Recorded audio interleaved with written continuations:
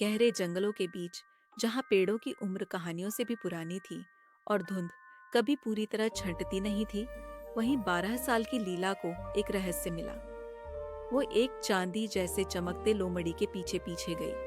वह वैसी चांदी नहीं थी जैसी बुढ़ापे में बाल होते हैं, बल्कि वैसी जो चांदनी में चमकती है। वह लोमड़ी एक पत्थरों के गोल घेरे के पास रुकी। उसकी आंखें तारों जैसी थीं। फिर वह गायब हो गई। वो गोल पत्थरों का घेरा कुछ अजीब कंपन कर रहा था। लीला ने एक पल सोचा, फिर उसमें कदम रख दिया। हवा चमकने लगी और पलक झपकते ही जंगल बदल गया। अब वहां पक्षी अजीब भाषाओं में गा रहे थे। फूल मंद रोशनी में चमक रहे थे। एक हिरण जिसकी सींगों पर लता लिपटी थी, उसने लीला को झुककर प्रणाम किया।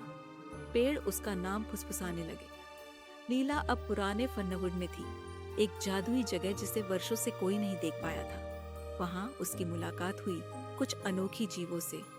एक गुस्सैल मशरूम, आत्मा मुरेल, एक हंसमुख हवा की आत्मा पिप, और एक विशाल पतंगा जो उसका मार्गदर्शक बना। उन्होंने बताया कि जंगल बीमार है।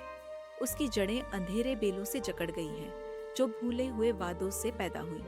लीला ने बिना डरे मदद का फैसला किया।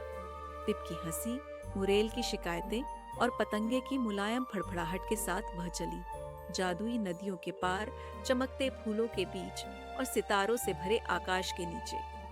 आखिरकार वह जंगल के दिल तक पहुंची। वहां एक दरारों वाला क्रिस्टल था जो दुहक से कांप रहा था। उसने अपना हाथ बढ़ाया और एक सच्चे वादे के साथ उसे छू लिया। क्रिस्टल ठीक हो गया। जब वह पत्थरों के घेरे से बाहर आई, वह लोमड़ी फिर से वहीं थी। पीछे देखा, जंगल फिर सामान्य दिख रहा था, लेकिन अब उसमें एक संगीत था, जैसे वह सब कुछ याद रखता हो। लीला मुस्कुराई, लोमड़ी भी। फिर वह हवा में घुल गई और तब से जब भी पत्तों में सरसराहट होती, लीला को लगता जंगल कह रहा हो,